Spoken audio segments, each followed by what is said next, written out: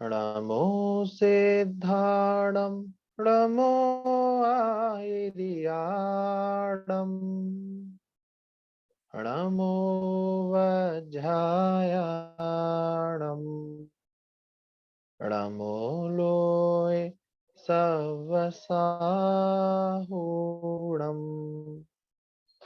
जब बोलिए पंच परमेष्टि भगवान की जय। 24 तीर्थंकर भगवंतों की जय। द्वादशांगमयी जिनवाणी माता की जय। संत शिरोमणि आचार्य श्री विद्यासागर जी महाराज की जय। श्री भक्तामर जी महान स्तोत्र की जय। आचार्य मान तुंग स्वामी की जय। कल अपने दो काव्य हो गए थे, 37 नंबर का और 38 नंबर का। 37वें नंबर के काव्य में हमने पढ़ा था कि जो विभूति हे जनेन्द्र देव समव शरण में धर्मों का उपदेश देते समय आपकी हुई थी, वैसी विभूति अन्य किसी में नहीं पाई जाती, ना पाई जाएगी। जैसे अंधकार को नष्ट करने की जो शक्ति, जो प्रभा सूर्य में होती है, वैसी शक्ति, वैसी प्रभा अन्य किसी भी ग्रह में नहीं होती। सारे ग्रह मिलकर भी इतनी शक्ति, इतनी प्रभा, इतनी कांति या इतना तेज नहीं जुटा सकते कि अंधकार को नष्ट कर सके। हमने एक विशेष चीज ये भी समझी थी कि जैन दर्शन के अनुसार नवग्रह आदि नाम की कोई व्याख्या नहीं है। तत्वार्थ सूत्र में ग्रहों की गणना जरूर है, जहां पे 88 प्रकार के ग्रह बोलते हैं। तो 88 ग्रह, 88 ग्रह होते हैं। ये तो जैन दर्शन की व्याख्या में है, लेकिन नवग्रह आदि की व्याख्या जैन दर्शन में नहीं है। उसके बाद 38 नंबर के काव्य में हमने पढ़ा था शोतन मदा विल विलोल कपोल मूल, अर्थात झरते हुए। एक अपन ने एक इमेज अपने दिमाग में बनाई थी कि एक हाथी है जिसके गंडस तल से अर्थात सिर से मध झर रहा है, और उस मध की सुगंध से जो भौरे होते हैं वो भौरे उसकी ओर आकर्षित हो रहे हैं और उसके चारों ओर भुन भुन की ध्वनि करते हुए घूम रहे हैं। हाथी चूंकि वो भौरे उसके चारों ओर घूम रहे हैं, ध्वनि कर रहे हैं, और उसको पहले से ही उस मद के झरने के कारण तकलीफ होती है, तो उस आवाज को सुन करके उसका क्रोध जो है, उसका गुस्सा जो है वो और अधिक तेज हो रहा है और अधिक बढ़ रहा है। ऐसा हाथी भी अगर हो, उपमा दी कि ऐरावत हाथी के समान भी उद्दंड हो, और ऐसा हाथी अगर सामने से आ रहा हो तो भी जो आपकी शरण में आ गया है, ऐसा भक्त उस हाथी को देख करके भी डरेगा नहीं, विचलित नहीं होगा। ये आपकी शरण का प्रभाव है। ये 38वें नंबर के काव्य में था। अगर इन दोनों काव्यों में किसी को कुछ समझ में नहीं आया हो, कुछ पूछना हो तो पूछ लो। आप अपना फोन अपने आप भी अनम्यूट कर सकते हो या मैसेज कर सकते हो। हम आगे चल रहे हैं 39वें नंबर काव्य की ओर।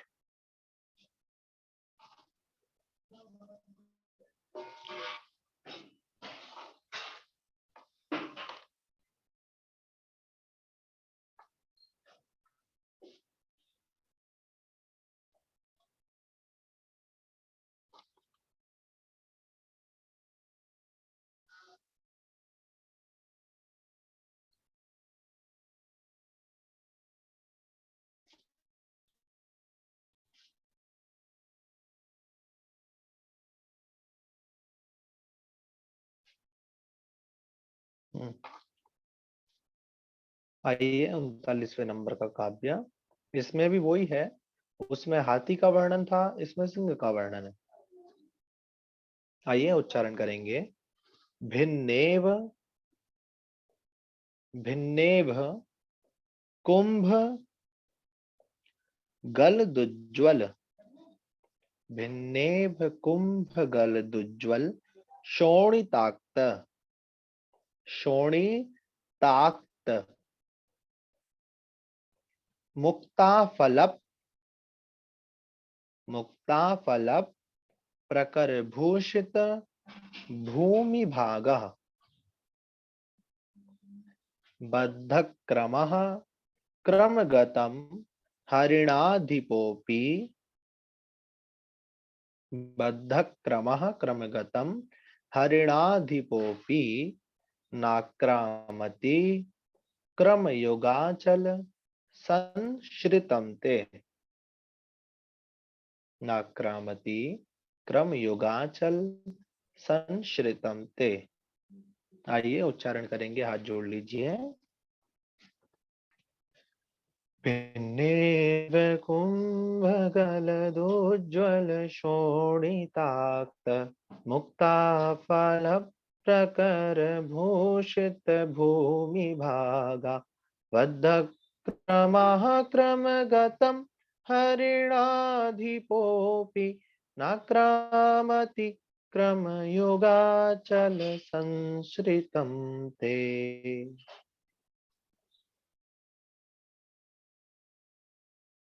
एक बार और। भिन्नेव कुम्भगलदोज्ज्वल शोणिताक्त मुक्ताफल प्रकर भूषित भूमि भागा बद्ध क्रमः क्रमगतं हरिणाधिपोऽपि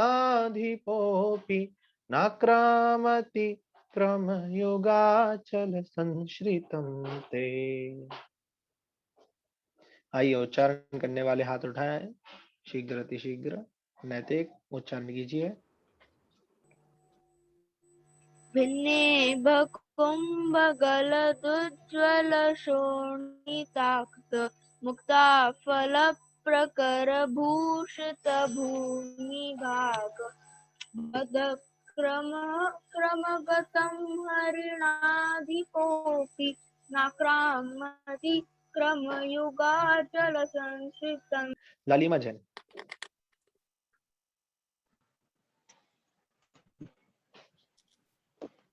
भिन्नेभ्य कुम्भगलदोज्ज्वल शोणिताक्त मुक्ताफल प्रकर भूषित भूमि भाग बद्ध क्रमः क्रमगतं हरिणाधिपोऽपि नाक्रामति क्रमयुगाचल संश्रितं ते। बहुत बढ़िया। अमिता शाह।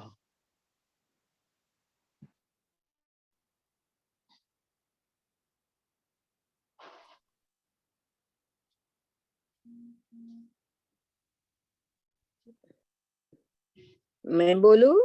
जी बोल लीजिए। भिन्नेव कुम्भगलदुज्ज्वल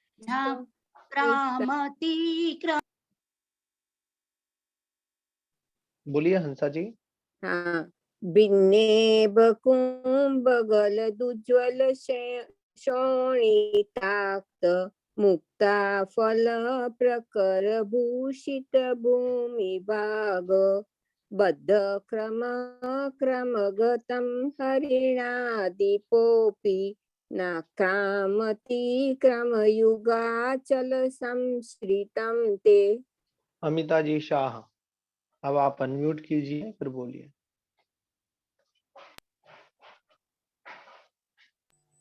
मुझे बोलने का है अभी? जी। भिन्नेव कुम्भगलदुज्ज्वल शोणिताक्त मुक्ताफल प्रकर भूषित भूमि भाग बद्ध क्रमं क्रमगतं हरिणाधिपोऽपि नाक्रामति क्रमयुगाचल संश्रितं ते। बद्ध क्रमम नहीं, बद्ध क्रमः। बद्ध बद्ध क्रमः क्रमगतम हरिणाधिपोऽपि। आइए इसका अर्थ देखते हैं। अर्थ थोड़ा सा शब्द ध्यान से देखिएगा तभी समझ में आएगा। सबसे पहला शब्द है भिन्नेव। भिन्नेव अर्थात छिन्न भिन्न कर दिया है। तो छिन्न भिन्न करना मतलब फाड़ देना, काट देना, दो पले कर देना। तो भिन्नेव अर्थात छिन्न भिन्न कर दिया गए हैं। कुंभ गलत, कुंभ मतलब जो अपन ने पढ़ा था कल, सिर या गंडस्थल जिसे बोलते हैं, उस गंडस्थल से गलत अर्थात गिरते हुए।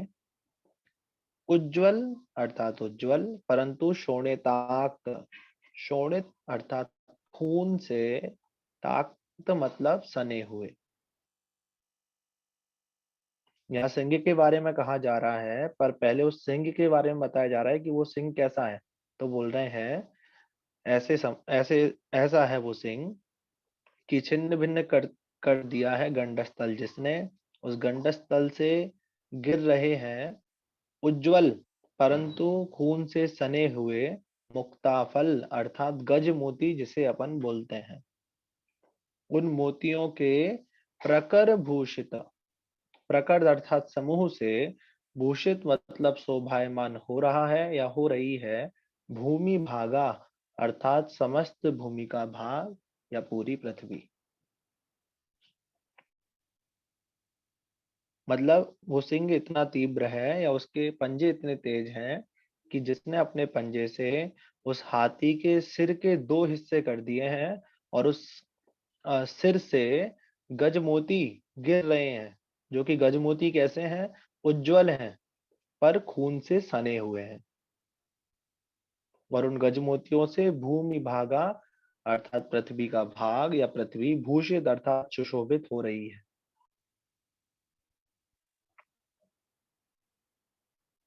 ऐसा सिंह, आगे देखो, बद्ध क्रमा अर्थात जो छलांग मारने के लिए तैयार है। क्रमा अर्थात कदमों को या चरणों को, जिसने बद्धक अर्थात बांध लिया है छलांग मारने के लिए। तो जो छलांग मारने के लिए तैयार है, ऐसा क्रम गतम अर्थात क्रम अर्थात वही चरण के, गतम मतलब आने पर, चरणों में आने पर, मतलब ऐसा सिंह जो छलांग मारने के लिए तैयार है, ऐसे सिंह के क्रम गतम अर्थात कोई पैरों के बीच में आ गया हो या पंजे के नीचे आ गया हो। हरणाधिपापी, ऐसा सिंह भी, हरणाधिप अर्थात हिरणों का स्वामी अर्थात सिंह, ऐसा सिंह भी ना आक्रामती, नाक्रामती लिखा है, अलग अलग करेंगे, ना आक्रामती नहीं करता, आक्रामती अर्थात आक्रमण, किसको, क्रम योगाचल, क्रम योग अर्थात दोनों चरण कमलों के, दोनों चरण कमल रूपी, अचल अर्थात पर्वत के, संसृतम मतलब आश्रय में जो आ गए हैं, ते मतलब आपके। इसको समझो थोड़ा सा ध्यान से। ये ऐसा है, नीचे की लाइन, कि जो आपके दोनों चरण कमल रूपी, आपके दोनों चरण रूपी पर्वतों के आश्रय में आ गए हैं, ऐसे लोगों पर वह सिंह भी आक्रमण नहीं करता। कैसा सिंह, जो छलांग मारने के लिए तैयार है, जिसके पंजे के नीचे ही आ गया है, जिसने जिसने जिसके नख इतने तीव्र हैं, या जो सिंह इतना क्रूर है कि जिसने हाथी के गंडस्थल को फाड़ दिया है और उसके गंडस्थल से गजमुक्ता अर्थात मोती बिखर रहे हैं, जो कि खून से सने हुए हैं, उज्जवल हैं। ऐसा सिंह भी आपके आश्रित भक्त को या भक्त का कुछ बिगाड़ नहीं सकता या उसका कुछ नहीं करता।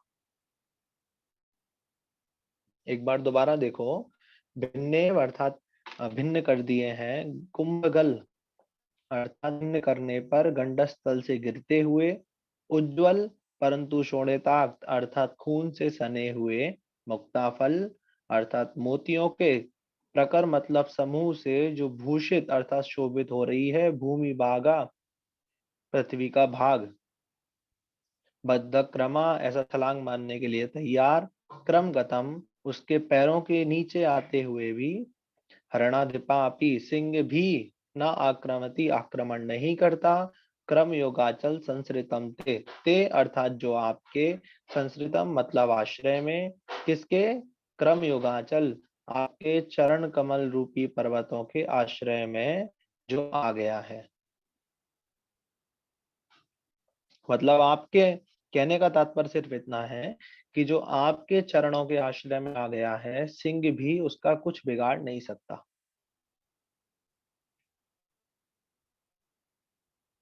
ये इसका अर्थ हुआ। सामान्य रूप से ऐसी समझिए। अर्थ थोड़ा सा शब्द बैठाने पड़ेंगे। पर्सनल किसी ने प्रश्न पूछा, ऐसे गजमोती भगवान को हम चढ़ा सकते हैं क्या? गजमोती चढ़ाना भगवान के लिए बोला है। अपने शास्त्रों में कई ऐसी कहानियां भी हैं, कथाएं भी हैं जिनमें गजमोती भगवान, नियम था कि जब तक एक मुट्ठी गजमोती भगवान को नहीं चढ़ाऊंगी तब तक अन्न तो छोड़ो, जल की एक बूंद भी ग्रहण नहीं करूंगी। परंतु अंतर है, जब कहते हैं, ऐसी किंवदंती है कि जब हाथी मर जाता है या एक समय ऐसा आता है जब हाथी के सिर में, पहली बात तो हर किसी हाथी के सिर में गजमोती नहीं होते। दूसरी बात ये कि एक समय आता है जब वो गजमोती अपने आप आ, गिर गिर जाते हैं, मतलब उसके सिर में से वो गजमोती अपने आप बाहर निकलने लगते हैं। तो जो अपने आप निकल करके आए हैं उनको तो अपन चढ़ा सकते हैं, लेकिन जो निकाले गए हैं हाथी को मार करके, कई बार क्या करते हैं जो महामत आदि होते हैं, इन लोगों को पता चल जाता है कि इस हाथी के सिर में मोती है, तो वो उस हाथी को मार देते हैं और उनके मोती निकाल लेते हैं। वो मोती चढ़ा सकते हैं। प्रश्न है, भूषित क्यों कहा जबकि वो खून से सने हैं? क्योंकि वो गज मोती हैं, और जो मोती होते हैं जब वो गिर रहे हैं तो वो उज्जवल, देखो दोनों शब्द दिए हैं, जो गजमोती कैसे हैं? उज्जवल हैं, अर्थात कांतिमान है, परंतु कैसे हैं? खून से सने हुए हैं।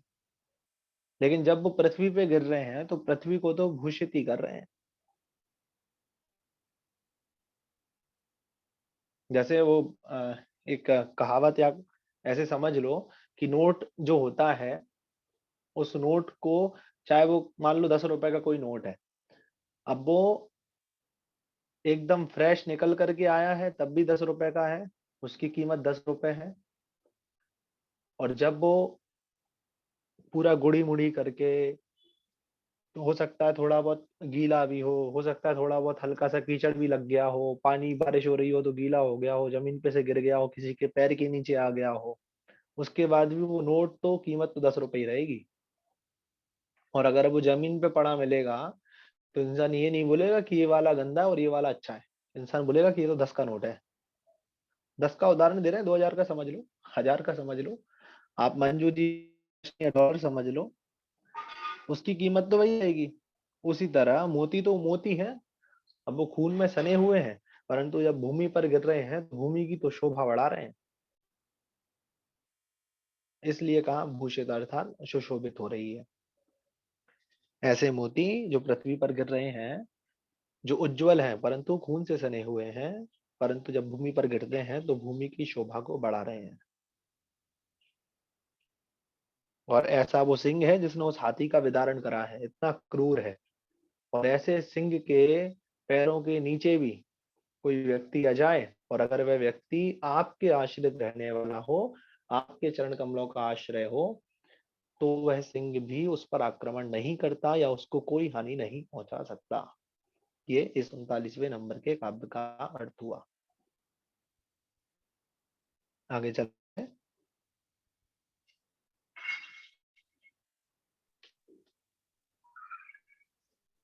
कुछ पूछना है पूछ सकते हो।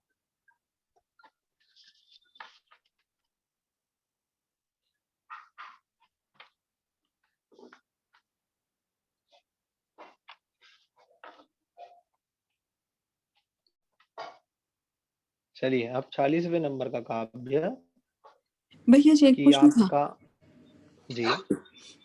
भैया जी वो हमने सुना था कि गजमोती ऐसे नहीं निकलते, निकलते कब है जब युद्ध में या तो हाथी मारा जाए या वो सामने सिंह है वगैरह से। ऐसे तो ऐसे उसका मस्तक फाड़ देंगे तो वहां से तो मोती नहीं आते हैं। नहीं नहीं, मैंने बोला ना, मैंने दोनों बातें बताई। पहली बात तो है कि हर किसी गज के सिंह में गजमोती नहीं होते। दूसरी बात यह कि एक समय ऐसा आता है, युद्ध से कोई तात्पर्य नहीं है। और आपने जब सुना होगा युद्ध आदि का तो भी यही सुना होगा कि युद्ध में हाथी का वो सिर कट गया, जिससे गजमोती उसके सिर में होंगे भी निकल गए। नहीं लेकिन ऐसे नियम तो हमने यह है सुना। हाँ। कि एक समय आता है, ये जो मद झड़ता है ना हाथियों के, वो समय भी मध झरने के बाद ही आता है। मतलब हाथी का मध झर रहा होता है और वहीं साइड से कान के ऊपर से एक हल्का सा छिद्र होता है, उस छिद्र में से एक एक करके मोती गिरते जाते हैं। ये अपने आप होता है, तब कोई परेशानी नहीं है उसका। जब भी ये गलत प्रयोग करते हैं, मैंने बताया जो महामत आदि होते हैं, ये लोग क्या करते हैं, ये लोग जब इन्हें पता चल जाता है कि इस हाथी के सिर में मोती है, तो वो उस हाथी को मार देते हैं और उसके मोती निकाल लेते हैं। गलत है। बाकी समय आने पर तो अपने आप मिल ही जाएंगे, वो समय आने पर अपने आप मोती प्राप्त हो जाते हैं।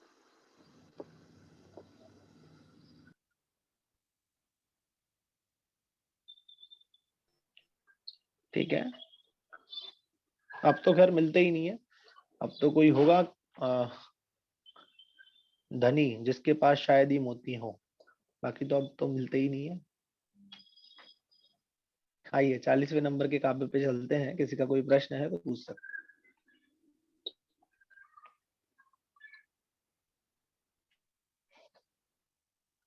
कल्पांत काल पवनोद्दत वह्नि कल्पम। कल्पांत काल पवनोद्दत वह्नि कल्पम दावानलम ज्वलित मुज्ज्वल। दावानलम ज्वलित मुज्ज्वल मुत्स्फुलिंगम। ये पूरा एक ही शब्द है, मुत्स्फुलिंगम। मुत्स्फुलिंगम विश्वम जिघत सुमिव सम्मुख मापतंतम। विश्वम जिघत सुमिव सम्मुख मापतंतम त्वन्नाम कीर्तन जलम शमयत्य शेषम। त्वन्नाम कीर्तन जलम शमयत्य शेषम। आइए उच्चारण करेंगे। कल्पांत काल पवनोद्दत वह्नि कल्पम दावानलम ज्वलित मुज्ज्वल मुत्स्फुलिंगम विश्वं जिघत सुमेव सम्मुखमापतंतम त्वन्नाम कीर्तन जलम शमयत्यशेषम। एक बार पुनः। कल्पांत काल पवनोद्दत वह्नि कल्पम दावानलम ज्वलित मुज्ज्वल मुत्स्फुलिंगम विश्वं जिघत सुमेव सम्मुखमापतंतम त्वन्नाम कीर्तन जलम शमयत्यशेषम। उच्चारण करेगा कोई? नैतिक का हाथ सबसे पहले, और कोई? दीपिका शाह कीजिए। कल्पांत काल पवनोद्दत वह्नि कल्पम दावानलम ज्वलितमुज्ज्वलमुत्स्फुलिंगम विश्वं जिघत सुमिव सम्मुखमापतंतम त्वन्नाम कीर्तन जलम शमयत्यशेषम। बहुत बढ़िया, एकदम ठीक है। स्वाति जैन। कल्पांत काल पवनोद्दत वह्नि कल्पम दावानलम ज्वलित मुज्ज्वल मुत्स्फुलिंगम विश्वं जिघत सुमिव सम्मुखमापतंतम त्वन्नाम कीर्तन जलम शमयत्यशेषम। बहुत बढ़िया। रेणु जैन।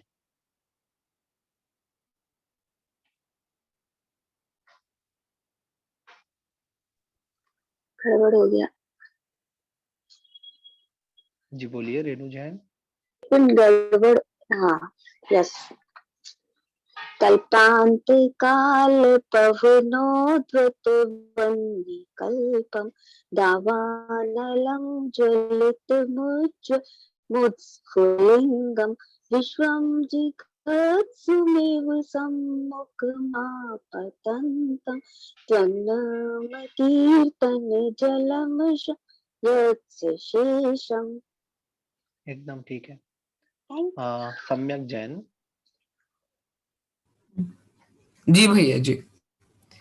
कल्पांत काल पवनोद्वैनिकल्पम दावानलम ज्वलितमोज्ज्वल मुत्स्फुलिंगम विश्वम जिगत्सु सम्मुखमापतन्तं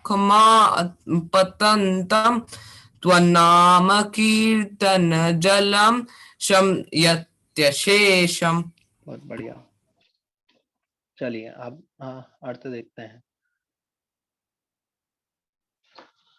अर्थ सरल है इसका। कल्पांत काल अर्थात प्रलय काल की, पवन उद्दत अर्थात पवन मतलब वायु, उद्दत मतलब प्रचंड, प्रलय काल की प्रचंड वायु से, वन्हि कल्पम अर्थात अग्नि के समान, दावानलम मतलब वन की अग्नि। ऊपर की लाइन क्या थी? कल्पांत काल प्रलय काल की, पवनोद्दत प्रचंड वायु से सहित, वन्हि कल्पम अग्नि के समान, दावानलम बन की अग्नि, जो कि कैसी है? 3 प्रकार की अग्नि होती है, सभी ने सुना होगा। दावानल, बड़वानल, है ना। तो ये दावानल जो होती है ये दावाग्नि होती है, वो बन की आग को बोलते हैं।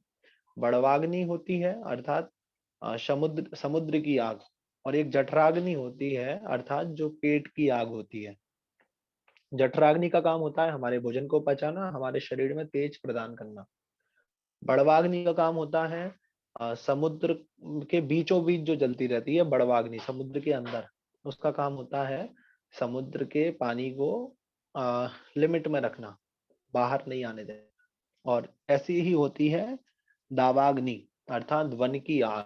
तो यहाँ वन की आग के बारे में बोल रहे हैं कि प्रलय काल के कल्पांत काल प्रलय काल की पवनोद्दत प्रचंड वायु से, वन्हि कल्पम अग्नि के समान, दावानलम अर्थात वन की अग्नि जो कि ज्वलित अर्थात प्रज्वलित है, मुज्ज्वल अर्थात उज्ज्वल है, और मुत्स्फुलिंगम अर्थात ऊपर की ओर जिसकी तरंगे निकल रही हैं, मतलब ऊपर उठती जो जा रही है। और कैसी है? विश्वम अर्थात संसार को, जिघत्सुम अर्थात खाने की इच्छा रखने वाली के समान, मतलब वह अग्नि कैसी है? इतनी तेज है कि विश्वम जिगत्सुमेव संसार को खाने की इच्छा रखने के समान, वह सम्मुख अर्थात सामने से, आपतंतम आती हुई दिखाई दे रही है। परंतु त्वन्नाम आपके नाम, कीर्तन मतलब आपके नाम का कीर्तन करने से, गान करने से, बोलने से, जलम अर्थात जल के समान, मतलब आपका जो नाम है वो कैसा है? जल के समान है। त्वन्नाम कीर्तन जलम, आपके नाम रूपी कीर्तन के जल से, या आपके नाम के कीर्तन रूपी जल से, शम्यत्य अशेषम, सम्यत्य मतलब शमन हो जाती है, अशेषम मतलब संपूर्ण रूप से। आपका नाम मात्र लेने से वो पूरी अग्नि क्षण भर में शेष हो जाती है।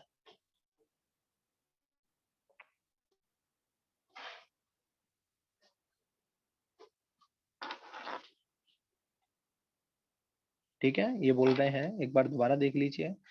प्रलय काल की प्रचंड वायु रूपी अग्नि के समान, प्रज्वलित, उज्जवल, ऊपर उठती हुई तरंग वाली, दावानलम अर्थात दावाग्नि, वन की अग्नि, जंगल की अग्नि, जो कि विश्वम जगत सुमेव संसार को खाने की इच्छा रखती हो, अर्थात वो इतनी तेज है कि अगर बुझे ना तो पूरा संसार को जला के राख कर दे।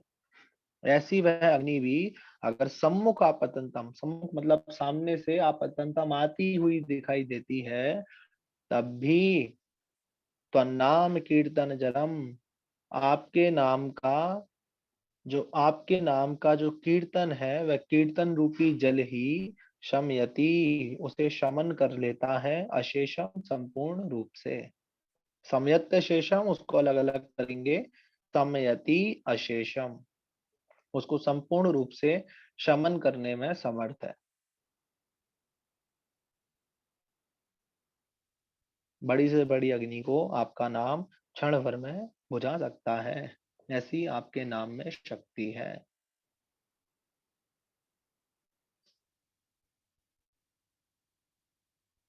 वन की अग्नि सबसे खतरनाक अग्नि होती है, जो एक बार लग जाए तो बुझने का नाम नहीं लेती।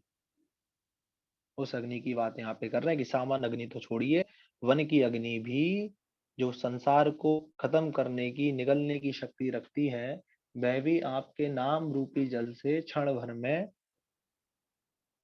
नश्वरता को प्राप्त हो जाती है, बुझ जाती है, खत्म हो जाती है। ये इस 40वें नंबर के काव्य का अर्थ हुआ। आपके नाम में इतनी शक्ति है कि बड़वाग्नि भी क्षण भर में नष्टता को प्राप्त हो जाए। भैया इसमें अग्नि के तुल्य क्यों बोला? अग्नि तो है ही ना, अग्नि के तुल्य क्यों बोला फिर? नहीं, वो पहली लाइन थी जिसमें था कल्पांत काल पवनोद्भत वन्य कल्पम, अर्थात उस लाइन को अलग से जोड़ना। प्रलय काल की प्रचंड वायु की अग्नि के समान। प्रलय काल में जो अग्नि ऊपर से गिरती है, अच्छा अच्छा, ठीक अपन है। बोलते ना छठवें काल के बाद जब प्रलय आएगी, ठीक। वो 7 दिन तक अग्नि की वर्षा होगी, ऐसी उस अग्नि के समान। ठीक।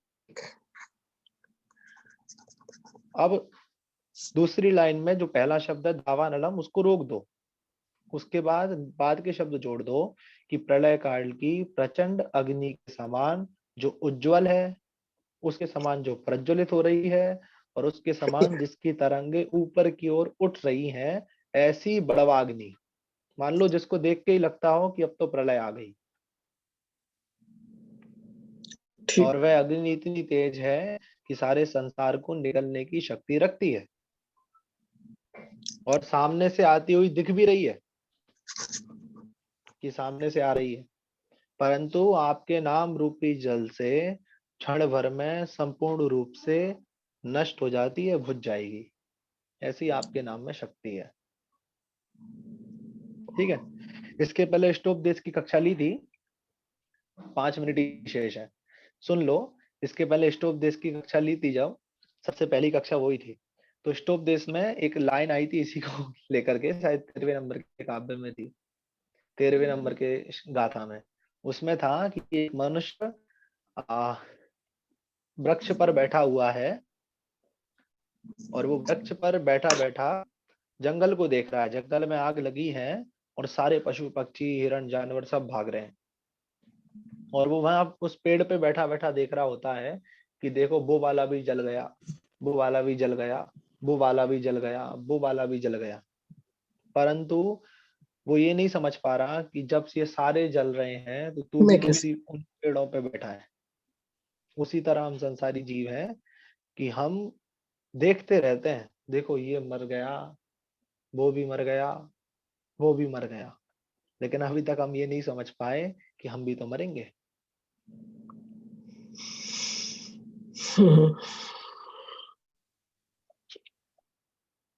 ये उसका था।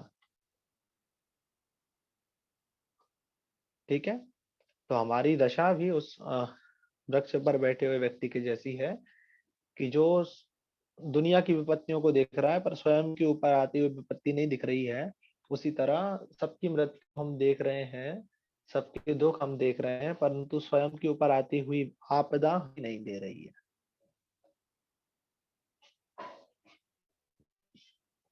ठीक है, चलिए, कुछ पूछना है इसमें? अभी 3.5 मिनट बाकी है, कुछ पूछना है पूछ सकते हो।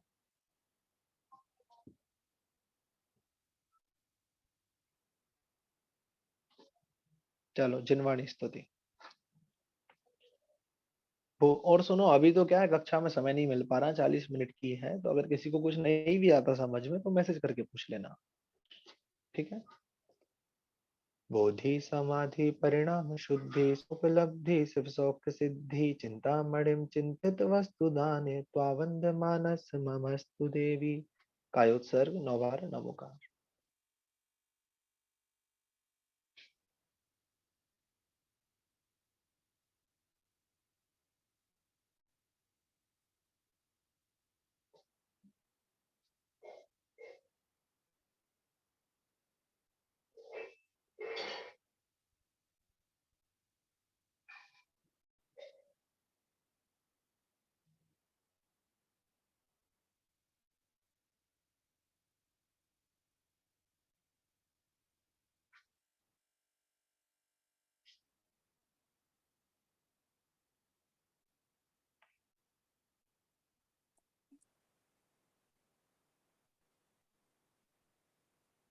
जय बोलिए देवादिदेव आदान की जय।